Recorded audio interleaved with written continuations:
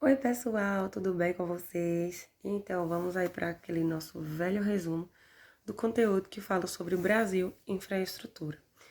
Hoje a gente vai fazer uma análise geral de cada capítulo que a gente viu ao longo dessa unidade, né? Então, uma das primeiras informações que a gente tem nessa unidade é sobre as matrizes energéticas, né? O processo de energia e sociedade, que são as formas de gerar energia, né, das mais diversas, para que a gente tenha aí um desenvolvimento social com mais recursos, né, seja de transporte, seja da eletricidade e todo o equipamento que funciona em torno disso, né? E aí a gente viu ao longo desse capítulo as diferentes fontes de energia, né? A gente viu a questão das fontes primárias, a gente viu a questão das fontes secundárias, das gerações de energia que são renováveis e não renováveis, né? A gente também chamou a atenção aí em algumas situações do uso exagerado, né? Da geração exagerada dessa produção de energia, porque ela tinha também uma questão ambiental envolvida, né? Então, existe a geração de energia que é derivada de produtos não renováveis e que coloca em situação de risco essa matéria-prima, né? Como a gente viu antes. A exemplo, a gente tem o petróleo, a gente tem o carvão mineral, e aí isso se associa a várias problemáticas, porque tanto vai interferir na nossa vida como pessoa, como também na vida da própria natureza. A gente falou também sobre as fontes de energias não renováveis no Brasil, que é as mais utilizadas, né? Que era o petróleo, o carvão natural, ou melhor, o carvão mineral, o gás natural e a energia nuclear. E a gente estudou o processo do porquê essa limitação, né? E também os seus derivados, como essas matérias-primas elas geram a energia para o nosso consumo. E é justamente baseada nessa questão de limites desses recursos não renováveis que vem a proposta da sustentabilidade, né, que a gente também discutiu em sala de aula, que são as formas de gerar energia, que também tem o processo de extração da natureza, mas que utiliza de outros recursos, de outras fontes naturais.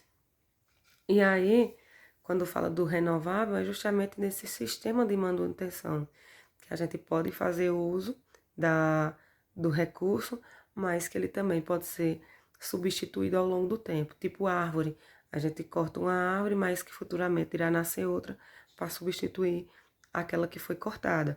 Então, quando a gente fala em sustentabilidade, em produtos renováveis, é associando justamente a esses detalhes que a gente precisa fazer uso das matérias-primas, mas de maneira consciente, que a gente não acabe com ela totalmente.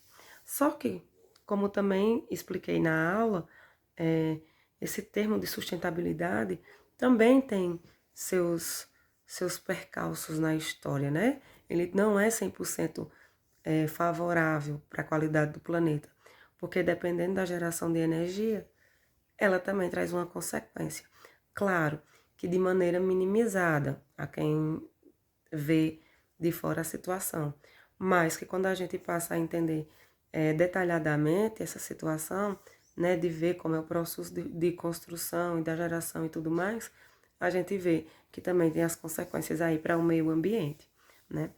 E aí, por último, a gente falou sobre as redes de transporte e comunicação, né? Que aí, quando a gente fala dessa situação de transporte, a gente tem um foco maior nos transportes que é utilizado para fazer as rotas comerciais, que tem um fluxo de valores, né? Então, seja um carro de passeio, seja caminhão, carreta, caminhão-pipa, todos esses transportes que são destinados a uma prestação de serviço associada ao processo de mercadoria, né? E aí esses transportes, eles são os rodoviários, né?